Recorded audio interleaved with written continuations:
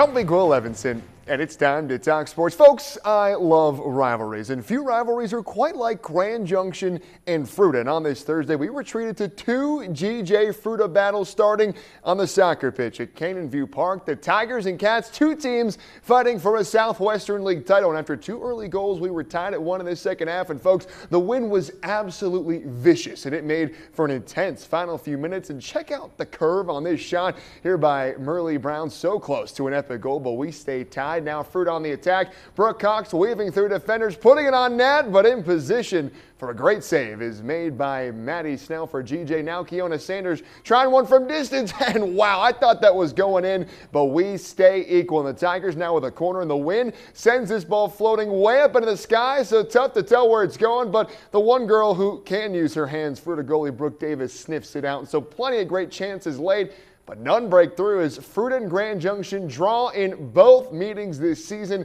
1-1 is the final at Canyon View. To CMU, where GJ and Fruita met in girls lax, and this second quarter was all about near misses and some great goalie play as well. Callie Avery stopping this one with her foot, now the other way, and now Fruita goalie Ambrielle Bishop coming up big. But it wasn't just the goalies. How about this defensive play to knock it away by Fruita's Olivia O'Hara? Beautifully timed there, and now the Cats, well, they break through. Nice shot by the freshman Lanny Jensen, and she's pumped up as Fruita leads by 3. Final seconds of the half. Now a free position shot for GJ, and Alexis Campbell delivers. So Junction gets within 2, and they would trail 6-4 at the half. But boy, it was a different story in half 2. The Tigers, they flipped the script to win this one 11-8 at Unity Field. And Colorado Mesa baseball had a doubleheader out in Denver against the Regis Rangers, and the Mavericks found themselves down big in the 6th when Cameron Cartwright